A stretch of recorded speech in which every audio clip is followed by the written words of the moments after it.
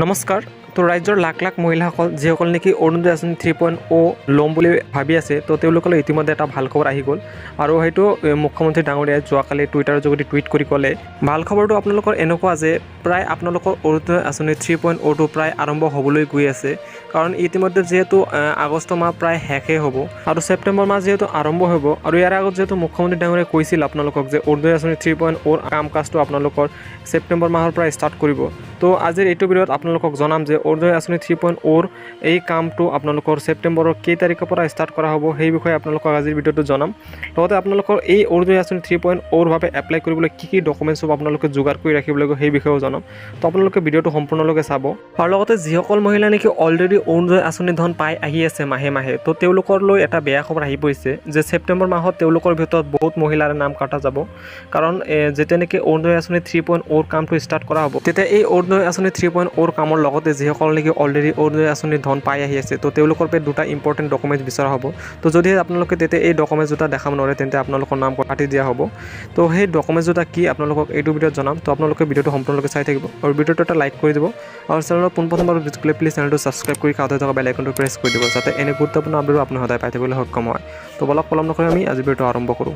তো ফাৰ্ষ্ট যিসকল মহিলাই নেকি এতিয়ালৈকে অৰুণোদয় আঁচনি লাভ কৰা নাই, তো তেওঁলোকে সকলোৱে পাবলৈ গৈ আছে অৰুণোদয় আঁচনি 3.0। এইটোতো আপোনালোকে সকলোৱে গমেই পায়, কিন্তু ইয়াৰ আগত আপোনালোকে শুনা পাইছিল যে এই আঁচনিৰ আবেদন প্ৰক্ৰিয়া আপোনালোকৰ ছেপ্টেম্বৰ মাহৰ পৰা আৰম্ভ হ'ব বুলি, কিন্তু ছেপ্টেম্বৰৰ কোন তাৰিখৰ পৰা আৰম্ভ হ'ব সেইটো কোৱা নাছিল।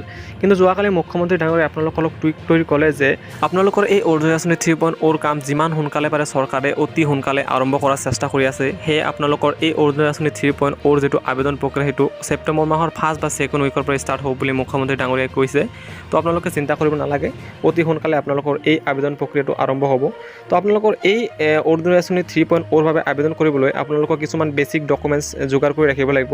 তাৰে ভিতৰত মেইন আপোনালোকৰ আধাৰ কাৰ্ডটো থাকিবই লাগিব, যিটো আপোনালোকৰ বেংক পাছবুকৰ লগত লিংক থকাটো কম্পালচৰি, আৰু লগতে মষ্ট ইম্পৰ্টেণ্ট ডকুমেণ্টছ যিটো হ'ল ৰেচন কাৰ্ড। তো ৰেচন কাৰ্ড নাথাকিলে কিন্তু আপোনালোকে এই অৰুণোদয় আঁচনি 3.0ৰ বাবে এপ্লাই কৰিব নোৱাৰে। তো এই অৰুণোদয় আঁচনি 3.0ৰ বাবে সেইসকল যোগ্য মহিলাইহে আবেদন কৰিব পাৰিব যিসকলৰ নিজৰ নেকি আধাৰ কাৰ্ড আছে, তথা আধাৰ কাৰ্ডটো বেংক পাছবুকৰ লগত লিংক আছে আৰু লগতে ৰেচন কাৰ্ডো আছে। নেক্সট, যদিহে আপুনি অৰুণোদয় আঁচনি ধন পাই আহিছিল ইমান ধৰি, তো আপোনাৰ নামো কাটা যাব পাৰে এতিয়া এই অৰুণোদয় আঁচনিৰ পৰা, কাৰণ যদিহে আপোনাৰ আধাৰ কাৰ্ড বা ৰেচন কাৰ্ড নাই তেন্তে আপোনাৰ নামো কাটা যাব অৰুণোদয় আঁচনিৰ পৰা। কাৰণ যেতিয়া নেকি অৰুণোদয় আঁচনি 3.0ৰ বাবে ছাৰ্ভে কৰিবলৈ আহিব আপোনালোকৰ ঘৰে ঘৰে মানুহবিলাক, তো তেতিয়া যিসকলে নেকি অৰুণোদয় আঁচনি অলৰেডি পাই আহি আছে, তো তেওঁলোকৰ বাবে এই ৰেচন কাৰ্ড আৰু আধাৰ কাৰ্ডটো বিচাৰিব। তো তেতিয়া যদি আপোনালোকে এই ৰেচন কাৰ্ড বা আধাৰ কাৰ্ড দেখাব নোৱাৰে তেন্তে আপোনালোকৰ নাম কাটি দিয়া হ'ব।